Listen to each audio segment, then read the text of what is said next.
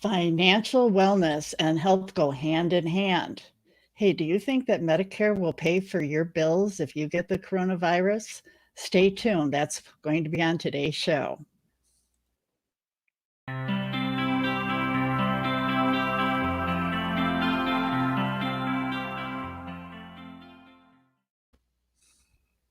Well, good morning, everyone.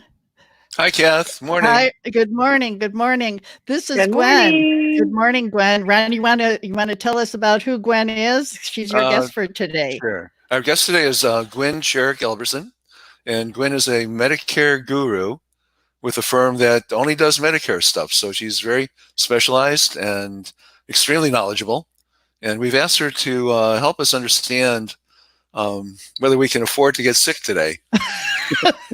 I don't think you can. I don't think you can anywhere, can you? These days, it's problematic. But Gwen, why don't you tell us about you and your firm, and then we've asked Gwen to give us an overview of Medicare, and then to really drill down into this coronavirus and what's covered, what's not covered, what you might be doing today to make sure that you are.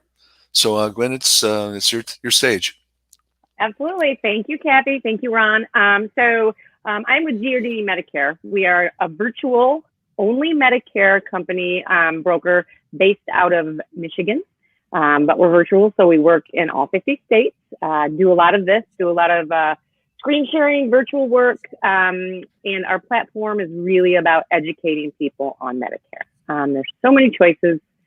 There's so much information, misinformation, too much, not enough. A lot of people don't even know what their choices are. By the time you reach about age 64, I think is when they really start hammering you with the mail pieces and the phone calls. So we like to tell everybody to just throw that away and give us a call. We'll walk you through it. We'll walk you through step by step, get you to where you need to be. And that doesn't even mean that you're going to need to go on Medicare. If you don't need it, we'll tell you to stay right where you are. If you need it, we'll guide you through how to get it and what your options are. So it is complicated. Yep. I had no idea when I started this job how complicated it would be. How long have you been doing this, Gwen? Going on 3 years. Yeah. Okay. Well, with that, let's go into the overview of Medicare. Okay. And with that, I'm going to do that. Maybe you want to explain this, Gwen. Sure. So when you reach Medicare eligibility, and I'd like to point out that word eligibility, I think a lot of people have the misunderstanding that when you turn age 65 that you have to sign up for Medicare. That is not the case. You become eligible for Medicare at age 65. And within that, just that little bit of the puzzle, there are a handful of scenarios that you could go through that say whether you should, you shouldn't, you should stay, you should sign up, etc., which could be a whole nother show. So in a nutshell, I just want people to understand that you become eligible for Medicare at age 65. You do not have to sign up. For example, if you're covered by a group, a lot of people work past age 65 these days. So it's not uncommon for us to see somebody turning 65 still covered by group. They come to us, what should I do? Is your group subsidizing it? Are you paying a lot for it? Yes, no. Let's analyze. If you are not paying a lot for it and it's good coverage, stay right there. Call us when you retire, and then we'll talk. So then you do have to sign up for Medicare. So you have Part A, hospital insurance, Part A, and Part B, medical insurance. That is through the federal government. You sign up through the Social Security Administration, and that covers 80% of your health care. Now, when it comes to the other 20%, you are responsible for filling that gap with something supplemental. And there's two different roads you can choose there. There's a Medicare Advantage supplement, which is also known as Part C. You see a lot of that in the media. It's really, really pushed. It's managed care. It's much like a group plan would be. You have co-pays and co-insurances, and it's usually regionalized with networks and things like that. Or you have a Medigap, which is, you've seen, maybe we call it alphabet soup, Plan C, Plan F, Plan G, Plan N. That's another way that you can supplement that 20%. And that functions very different than the Medicare Advantage. With the Medicare Advantage, you have your care, and then you also have your drugs rolled right in. So, and that also usually comes with a couple of dental cleanings. You get some stipends for vision and a little bit for hearing. Now with the Medigap, which is your other type of supplement, say you get like a plan G as in George, which is pretty much the most popular plan right now. You have to pair that with a separate drug plan, which on your slide here, Part D, drug coverage, and then it does not cover the dental, vision, and hearing. That would also be a separate type of plan that you would get. So with the Medigap, you kind of pair three things together. The Medicare Advantage, it's kind of all rolled into one, but just be aware that the plans function very differently, much differently. Okay, so Gwen, now the supplemental choices, that's where the confusion comes in. At least it does for me. Being a baby boomer, I'm on the Humana plan. So am I in a Medicare Advantage with Humana, or what am I in? Yeah. Is it, what, do you know the specific name of it? It's the Humana Choice, the Humana Gold Choice. Yes, definitely a Medicare Advantage plan. So when you go to the doctor, you probably pay $20 to $30. Right. If you were to go into the hospital, you would pay a certain amount of dollars for the first 6 days. You would pay X amount of dollars for an ambulance ride. So I think everybody's familiar at one point in their lives when they had some kind of managed care, when you get that explanation of benefits, and it's the little chart and it goes, piece by piece by piece. You go to the doctor, you're going to pay this much. A specialist is this much. Physical therapy is this much. So basically that is what a Medicare Advantage is. So that leaves you open to some holes in there. Is that the donut hole or no? No, not the, no. Okay, let me not use that term. Yeah, let me not use that term because then they'll confuse people even more. It leaves you susceptible to some areas monetarily that could really start costing you some money. Usually you'll have a max out of pocket or a deductible that you have to meet before everything starts paying 100%. And within Medicare Advantage plans, it works. You can get a zero premium, or you can pay up to upwards of $200 to $300. Now, what does that mean? That means that everywhere in between there, from the zero plan, if you pay $50, you pay $100, you pay $200, all of the numbers in these columns are going to change accordingly, basically. So if you're paying a zero premium, you're pretty much going to know that your max out of pocket is going to be much higher than if you're paying $200 a month. So just know that it adjusts itself accordingly. And they have their place. There's some people that really cannot afford, Medigap plans are a little more expensive. They're through private carriers and they cover more. It's a much more broad form. So they tend to have higher premiums. There are people that just really can't afford a higher premium. And a Medicare Advantage plan is a very good place for that. There's people that don't care about networks. They don't care about having to go this doctor. They don't care about having to pay a copay. Back to the education, as long as you know your choices. I have said, this is exactly how a Medicare Advantage plan works. This is exactly how a Medigap plan works. You tell me what you want, and I'm going to tell you the ins and outs and what the pros and cons are. I want the cheapest and the most services. Full coverage for the lowest price. You and everybody else. Yeah. So what you can do with a Medicare Advantage plan actually is you can pair it with it's called a hospital indemnity plan. So those are just plans where you can say, okay, I want to have 6 days of hospital coverage at $300 a day. So it fills kind of those holes that I was talking, not the holes. So it's open spots that leave you susceptible to some costs, some out-of-pocket costs. So we do have a lot of people that do that, and that can be very cost effective. It doesn't solve the entire problem, but it will help you with those big ticket items that may leave you susceptible to some pretty high out-of-pocket costs. Okay, so now with this Part B, the Medicare prescription drugs, that's where the donut hole comes in, right? That is where the donut hole comes in. All right. Yeah, so that's if you had, well, no, the donut hole would come in also if you had a Medicare Advantage plan. It basically just, it's about how much you pay for your prescriptions up to a certain point and how much the insurance company is going to kick in. And then you get to that level, and then they say, okay, we want you to kick in a little bit more because we've been kicking in too much. And you do that for a time until you get to another level. I believe the level is, it's either 5320 or 5620. Once you get to that, you're in the donut hole, and then your costs go significantly down. But you have to spend $5,000 plus to get there, is what it comes down to. That could be a whole nother show, quite frankly. Yeah. There's a lot of information in how tiers work and formularies, and but it does exist.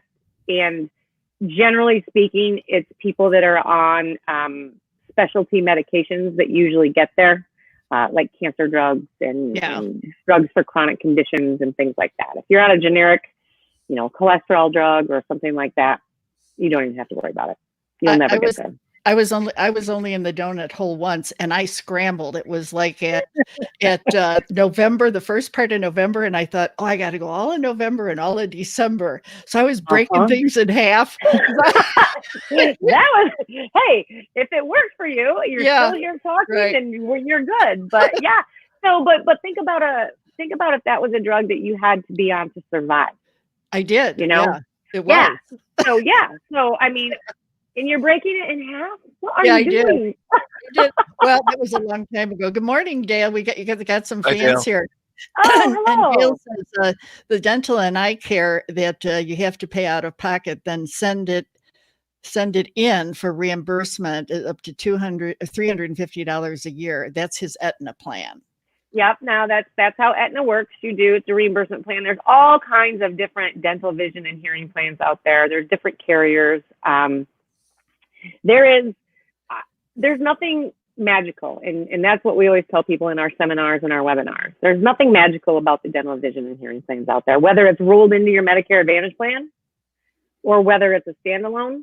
It's nothing magical. A lot of the plans, what people don't realize with the dental in the vision is like it's based on a year system. So year one, they're only going to cover 60%.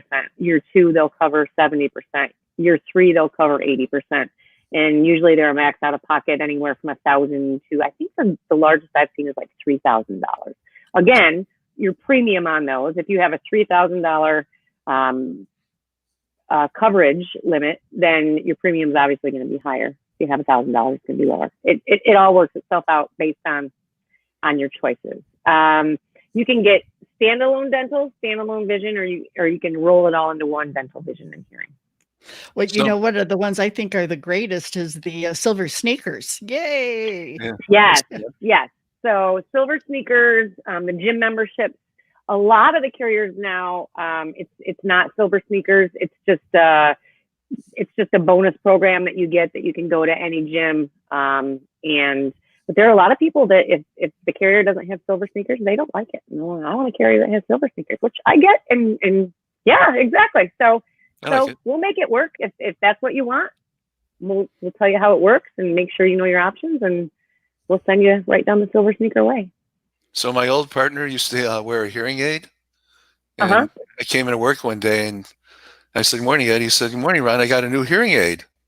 I said, "Oh, what kind? Or what kind is it?" He said, "Oh, about $2.25." I knew you were going to do something like that. Okay. Ron, we've not known each other long, but I kind of felt that coming too. Did you? Hi, Lisa. I signaled it. Sorry. I'll do better next time. Here's a question for you, Gwen. What is the best Advantage plan? Yeah, right. Oh, yeah, you can't go there. Yeah. Are you setting me up for failure there? No. Yeah. There's so many. So Advantage plans are so regionalized. It depends on where you are in the country. And it depends on if you're looking to pay something, if you're looking to pay nothing. That's an entirely different conversation, and you feel free to call me and we can chat about it. Yeah. So it's always the bottom line. It's actually a really good point, and thanks for asking. What's the best Advantage plan? It's whatever's best for you. Good answer. Yeah, there you Whatever's best for you. You know, and another thing that we laugh at when we do our seminars, and even when husband and wife are sitting next to each other, people are so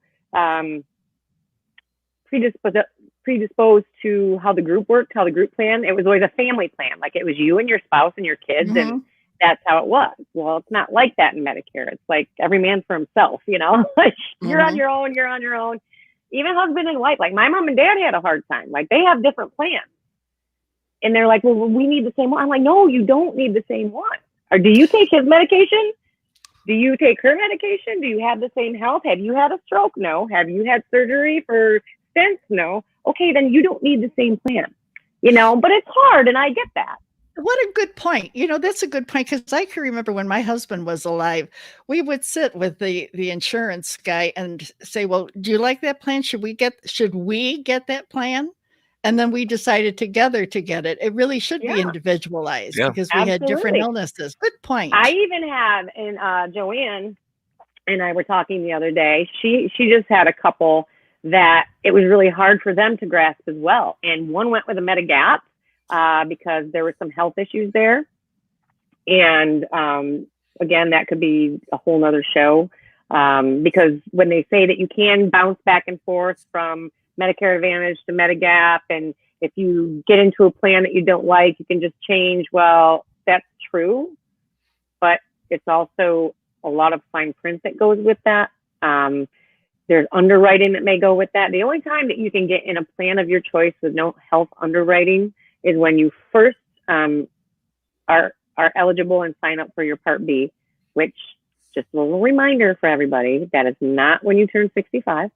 It can be whenever you need Medicare. So when you start your Part B, you have that 7-month window to make a choice of your supplement without any health underwriting. So say you got Medicare Advantage plan, a 0 premium, you're like, you explained it to me, that's great, that's what I want, I'm never getting sick, I'm going to be healthy forever, so it makes sense.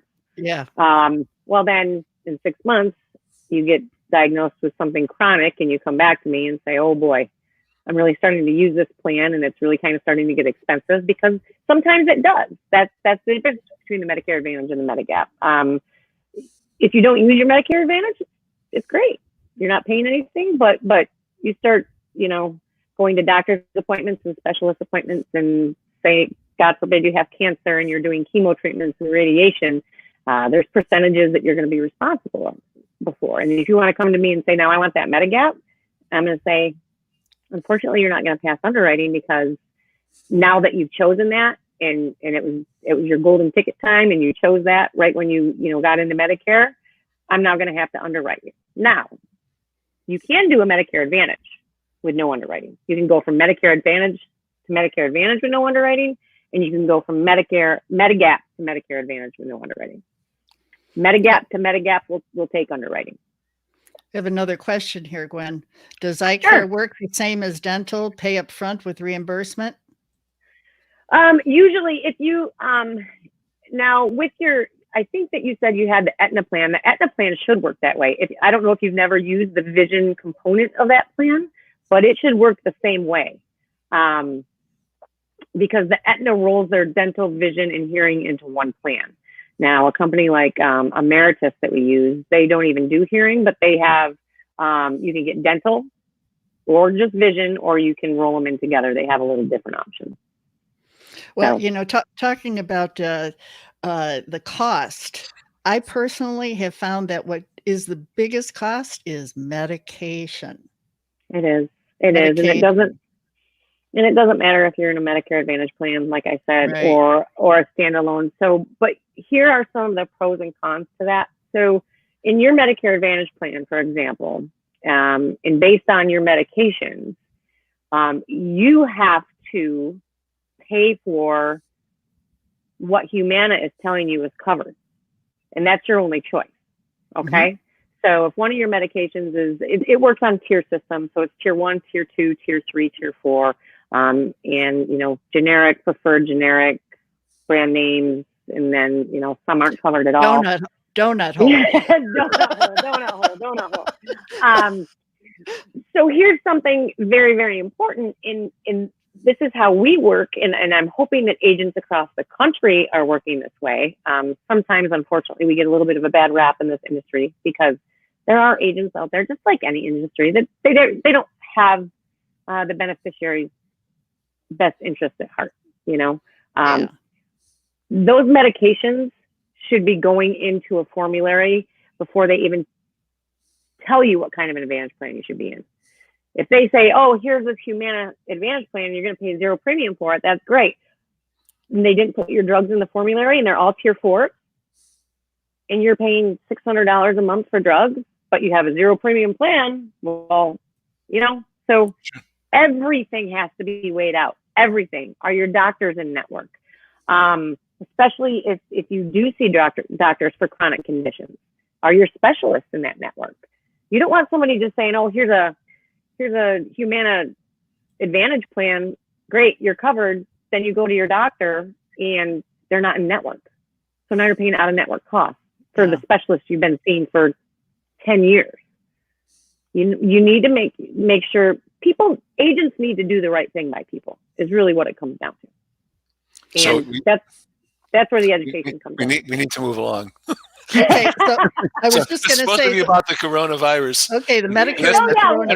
That's great background, though. It really is. Okay, Medicare and the coronavirus. Yeah. I think the big news right now is about Humana and Sigma. They waived the copays. They did. They right? waived. They waived. I read the article, and so Humana, especially, so they're big in the Medicare Advantage. They insure over 17 million people in the Medicare Advantage market. So waiving all of those copays, co-insurances, that's huge. That's huge. That's going to be a big swipe for them. That tells you how much money is in healthcare. Number one. Cigna's a little bit more in the group space.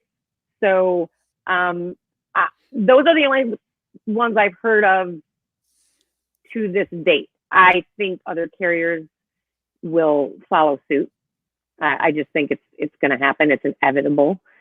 Nobody knows where these costs are going to go, how much they're going to be. We're in the middle of a pandemic. So I am happy that Cigna and Humana have stepped up, and I'm interested to see where the other carriers fall in place. Well, what, can you imagine, can you imagine how people are feeling? They've lost their job. They possibly have lost their savings. Now they're in the hospital. They've got coronavirus. They're going to have buku bills. I think that I've heard the average is around 30 to 40,000 for a stay from coronavirus. And then you get out and there you are, you've got nothing. Oh my God, talk about depression. Holy moly. Well, interestingly enough, I also read in a different article that it's also deterring people from even going in the first place to get tested. Yeah. Honestly, people are dying because they don't want to have the bills that they're going to have to go get tested. It's absolutely backwards. Absolutely backwards. So, it's full circle. People are not going in because of healthcare costs. People are going in and scared because of what costs they're going to get. So you're going to see this change on a daily, if not hourly basis. They need a ticker just for what all the carriers are doing, to be honest with you. So, but Medicare in general, obviously this was, a week, maybe even 2 weeks ago, they waived all of the testing fees. Oh, we lost her. Oh. So there's no fees to be tested at all across the board. You have to study, right? Yeah, you got to study. That's it, Ron. You got it. Yeah. Yeah. Absolutely. Well, what about nursing home and long-term care for the coronavirus? Okay, so super important. Number one is long-term care is not covered by Medicare. A lot of people do not realize that. They assume it, which we know what they say about assuming. Long-term care not covered. Skilled nursing, you're covered days 1 through 20. So now, if you come out of the hospital after coronavirus and you have to go to a skilled nursing facility, I think odds are you're going to probably be there more than 20 days. So we can bring this back full circle. Medicare Advantage plan is not going to pay for over 20 days. a Medigap plan will. Mhm. So that's just another difference in where the education platform comes in. But with that being said, is there even going to be room in these skilled nursing facilities? I mean, Right. who knows what's even going to happen? Yeah. So many of them are shut down. They're on lockdown. Are they going to be accepting other people coming in? It's all honestly a big mystery. Would that be included in the Humana waiving the copay or not? Interesting question. I don't know. Hmm. Fair enough. Interesting question. No, I don't We know. might not know either. It's not clear. Well, I did read in that article that they were asking for not that specific, but other specifics, and basically in a nutshell, they said what I just said. They don't want people not going in to get treated for That's right. coronavirus because they're scared of having bills when they come out. Yeah. Right. Yeah. Because it's exacerbating the whole situation. Yeah. Well, the other concern too is that if you go in there, then you don't have you can't have your family with you, and the notion of, oh my God, what if I get intubated? What if I have to go on a ventilator? Oh. They're saying about 80% of people that are on the ventilators, they don't make it. So. Mm-hmm. So you go from being at home to feeling sick to going into the emergency room saying bye-bye to your family, and you're all alone. Yep. And then you can't breathe and you drown and you're dying because I mean, talk about a morbid picture, but that's what's happening. Sure. That's what's happening. Yeah. Yeah. It's Yeah. I try and take it day by day. Being in this industry, I try and read as much as I can. I try and see what the carriers are doing, what Medicare is doing. Obviously, there's no cure for this yet. There's not even a vaccine that we know of. Obviously everybody is rushing to that plate, and as they should be. I know it sounds like they're getting a little closer every day with their testing and all of that. So, Medicare is kind of funny about injections and shots. Some are covered under Part B, some are not. Yeah. Some you have to pay for under your Part D, and you owe a percentage, like shingle shots. Everybody thinks that, why isn't my shingle shot covered? It's just, the rules are the rules. And I think we had this chat the other day.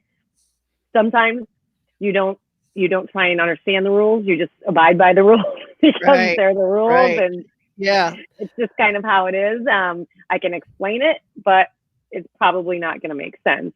So some of them, I would imagine if a vaccine comes out, I don't know if they're going to cover it. I don't know. I mean, it's going to have to go on a formulary somewhere. Where are they going to put it? So this becomes a whole other thing, like insulin, right? Yeah. Who's going to patent it? Where is it going to go price wise? Are they going to price gouge? Is the government going to step in and say, absolutely not, you cannot do that, we're going to offer it for free? That is a can of worms that is bigger than I can even imagine. Yeah. Okay, I got two questions here now, Gwen. Okay. This is a scenario. I'm in a Medicare plan that has network restrictions on healthcare providers I can use. Are these limitations still in place during the crisis, or can I go to any provider?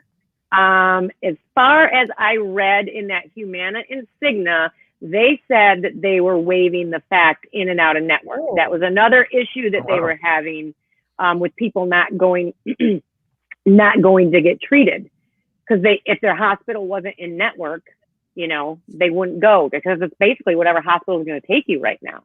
Right. And if they're going to a hospital that's out of their network, well, then there you go. They're going to pay, out of network costs, which can be significantly more than in network. So I know as far as that goes, it depends on whatever particular plan that person has. Okay. And then the next one is, I heard that doctors are connecting with patients more over the phone or online during the crisis. Will Medicare cover that? The new, which I'm super in favor of, the new telemedicine, telehealth. And funny, it's not new. It's been around for actually quite a while, but it is really getting utilized and people are loving it. We've had clients, that have emailed us in, not really sure how it works. It's just like a regular doctor's appointment. So if you have a copay with a doctor's appointment that you'd have a copay with a telehealth. Same type of deal. You get an email reminder, the same, or a phone call as a reminder, just like you do with a regular doctor's appointment. Obviously, you're going to have technology and be fairly comfortable with it. They can walk you through that. But it's going to be huge. And I think hopefully it will stick around. And it will catch on a little more.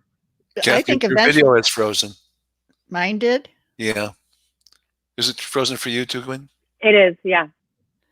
Just so you Okay. know. All right. Well, it'll come out of it. Okay. As long as you can still hear me. I hear you. We can hear you. Okay. You still look the same. All right. Well, that's good. That's good. What I really like is I think eventually they're going to have some kind of like a watch or something that you can wear. Apple's going to come up with something so that you can coordinate with your doctor to take your vitals.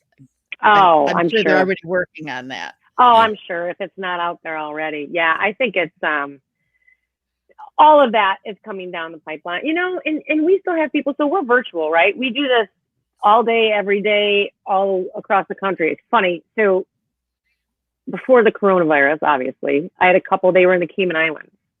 And we FaceTimed and finished up, you know, their supplements and their Medicare. And, you know, so people are busy. People have stuff to do.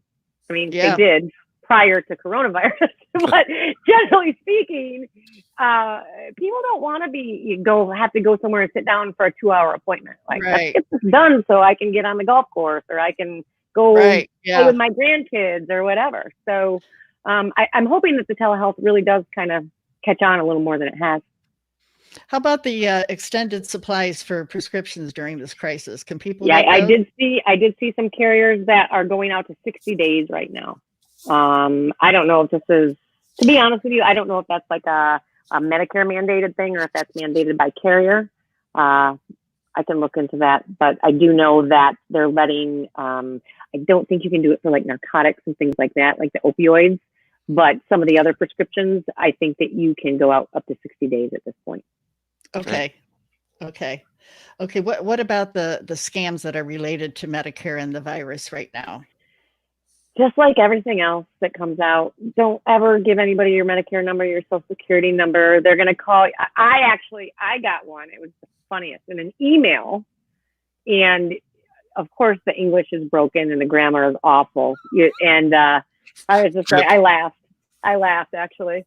And, you know, I had qualified for free testing is what it came down to. And you qualified for free testing, you're one of the lucky ones, like I won the lotto or something. It's just so sad. But people, you know, I swear to God, if they just took half of the energy that they did for that and just, they could probably make a pretty good living doing something else. Okay. But yeah, well, so they're out there, and number one rule, nobody is ever going to ask you for your social security number or your Medicare number. It's not going to happen. okay. One more question. Will other changes be made to improve Medicare coverage for the COVID-19?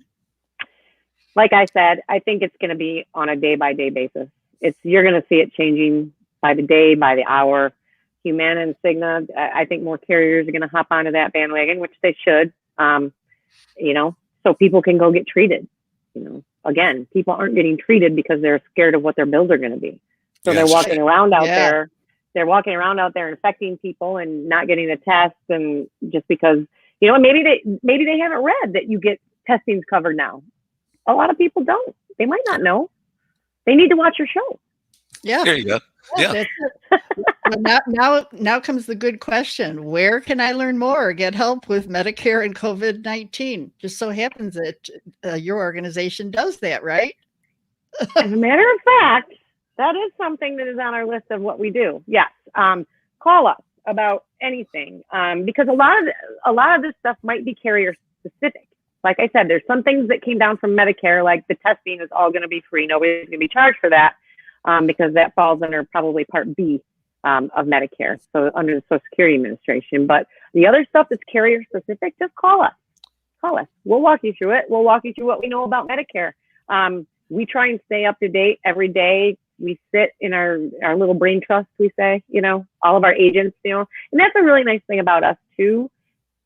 If I haven't run into something with a client, we just throw it out there and somebody will be like, oh, I had that last week. You know, this is how you handle it. It's just, we learn every day and just try to disseminate that information to the people we come in contact with, again, and just educate. I cannot stress enough, educate.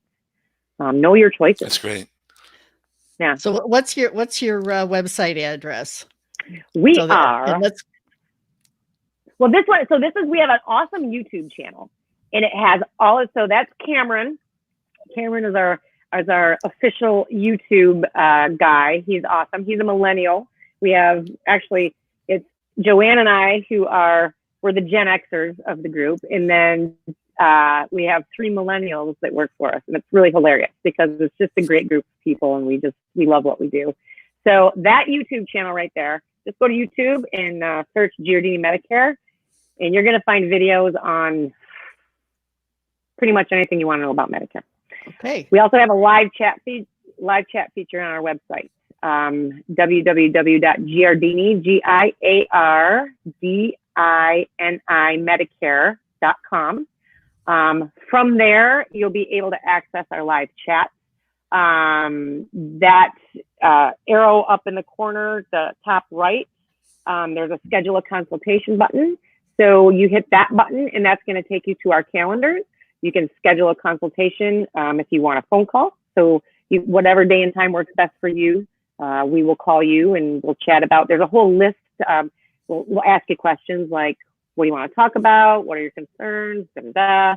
And then the circle up there, that's the vault. So that's basically kind of like our YouTube channel, but in paper form or in digital format. So if you're a reader and not so much of a video person, maybe the vault would be better for you. If you're a video person, go watch Cam. He is fantastically dynamic, and he knows what the heck he's talking about. So Okay. Great.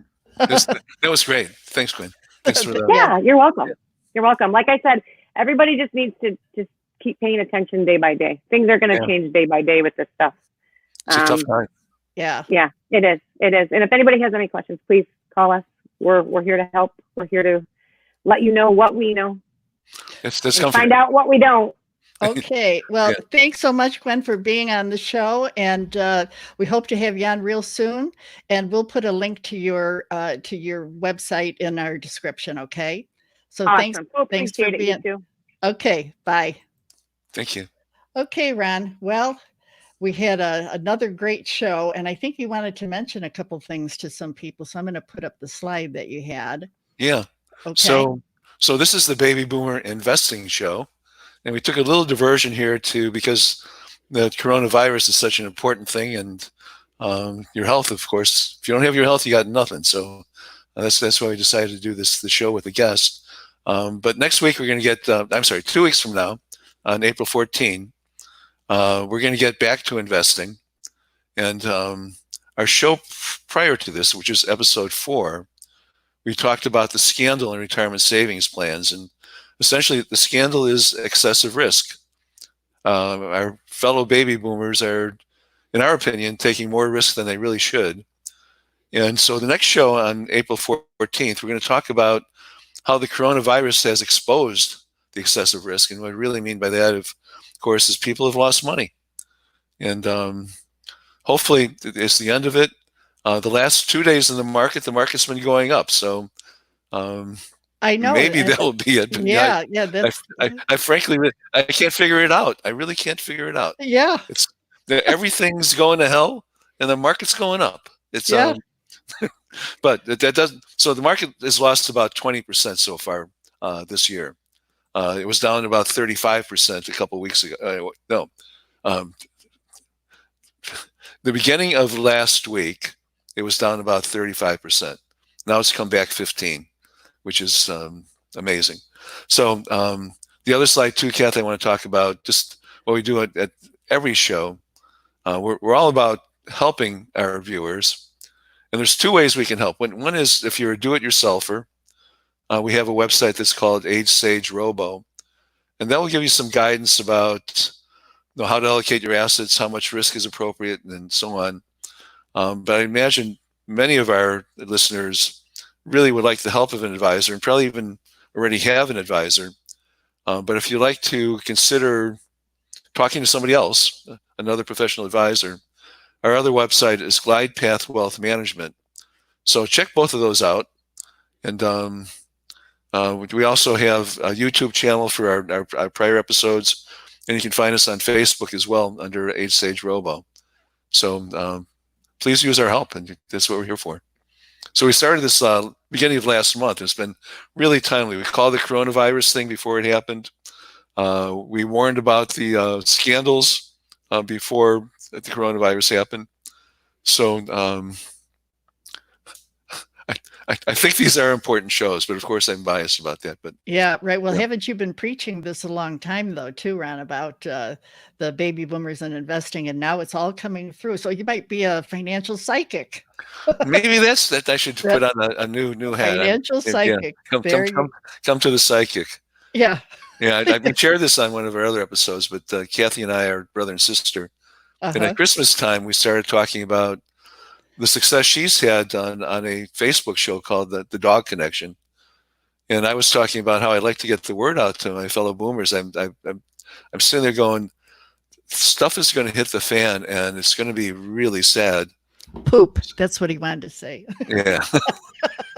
Whatever. Yeah. So we started working together, and Kathy's a wizard at getting these videos put together and all that. And I have these ideas about investing. So here we are. Great team. Yeah. I guess the other thing, since we're talking about that, is Kathy's hosting these shows, and it's going to open it up to other people. So you'll be hearing more about that as well. So she's if you wanted this live streaming stuff, it's really hard to master, and Kathy's the master. Well, what we've said before is that, see, people like me who are like independent, I have a partner, but when you produce a show like this, you have to do everything. You have to navigate everywhere. So your eyes are all over, your hands are, you got double screens, you've got what's going on. The ideal thing, of course, is to have somebody produce it for you, but a lot of people just can't afford that. So my partner and I are coming up with a product where it'll be a turnkey solution for people to be able to do a live stream within a week, be up and running, and get your program out. So that's what Ron is talking about. Yeah. So we hope it'll be good. We hope it'll be good, you guys. It will be. It will be. All right. Well, thanks. Thanks, everybody. Thank you. Thank you. Bye-bye.